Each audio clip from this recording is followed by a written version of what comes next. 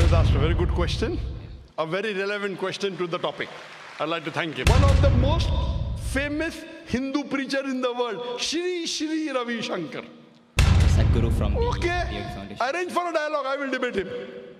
I don't want to debate him. He wants to debate me, open, any topic. But if he doesn't debate you, I'm sure one day I will. Yeah. Most welcome.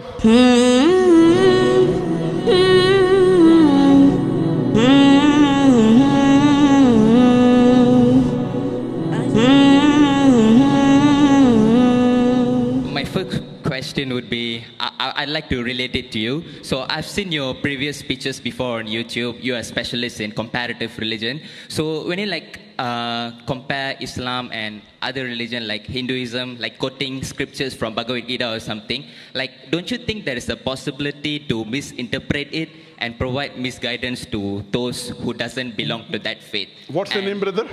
Pardon? Your name? Shashi Varman. Okay. And Shashi. if it is proven that there is a misinterpretation in your speech, does that mean that you failed to carry out your duty as a Muslim professional? The brother asked a very good question, a very relevant question to the topic. I'd like to thank him. His question is that I am a specialist of comparative religion. I prefer calling myself a student of comparative religion.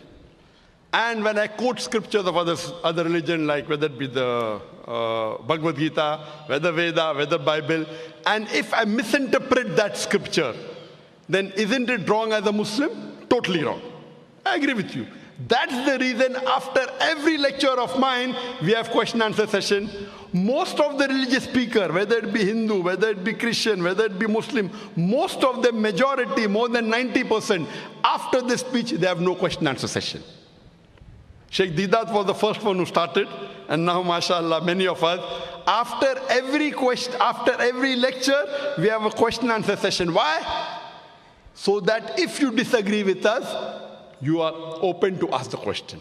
In the question answer time, if any speaker, including myself, if the questioner proves that my interpretation is wrong, if they prove to me, first I will say, I am sorry, I will take it back.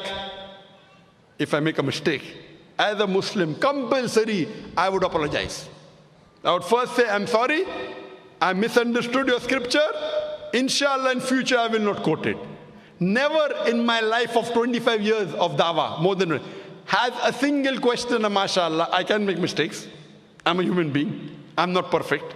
No human being is perfect. Not a single questioner ever quoted me anything and proved me wrong. Alhamdulillah. I can be wrong.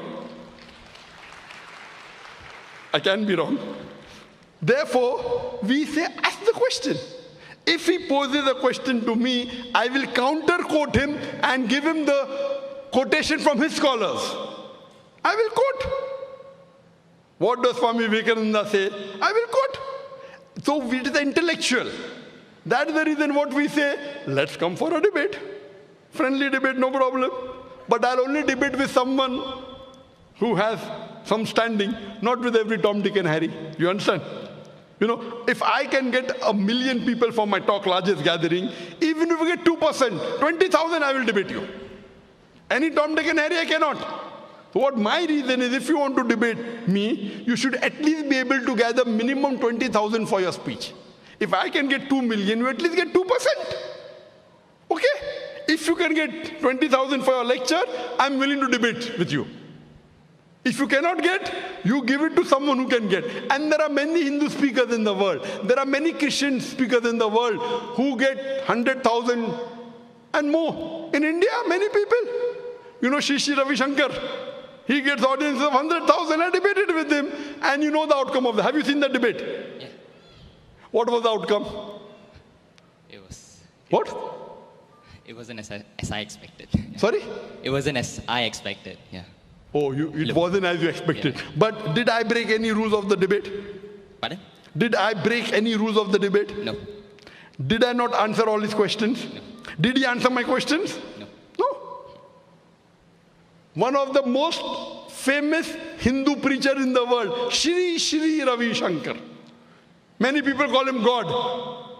But sir, how about Sadhguru? I guess he destroyed some of your points, I guess. Sadhguru from the Okay. Foundation. Arrange for a dialogue, I will debate him. You arrange, I will debate him. Sadhguru is a famous person, ask him. I will debate him. There are some people who have taken his speeches and given answers. Some people, not himself. If he wants, let him arrange. No problem, I will debate him. Okay? Because I know he's famous. Any famous personality, if he wants to debate, I don't want to debate him. He wants to debate me, open, any topic. Any topic on comparative religion. Hinduism and Islam, no problem. Okay? I'm welcome. And if he points out anything in my speech, which I've said, which is out of context, or which is not as per the Hindu scripture, I'll apologize. I will give him from where I got. All my research are not from non-Hindu scholars, from Hindu scholars. I give the reference. So most of the speakers say, yes, Zakir is right, but. Then the but comes. Many Hindus say, when you hear your speech, in 2 hours I've learned what I have not learned in 40 years of my life. Because in my speech I give references. Did Shri Ravi Shankar give any references in his speech? Even one reference he gave. Did he give a single reference, brother? No. In my speech, how many references were there? So who's more authentic, a person who gives a reference, a person doesn't give a reference? He could have kept a chit. There's no objection. In a debate, you can have notes in front of you, right or wrong. I don't have notes. He can have notes. Ask if Shri Ravi Shankar will have a second debate with me. Will he have? Even if you give him $1 million, he will not have. I guess he will. But if he doesn't debate you, I'm sure one day I will. Yeah. Most welcome. The day you can get 20,000 people for your audience, I will debate you. Cool.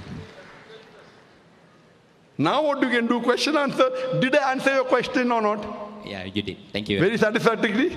Yes. I'm very happy. Thank you for accepting it. And may Allah guide you.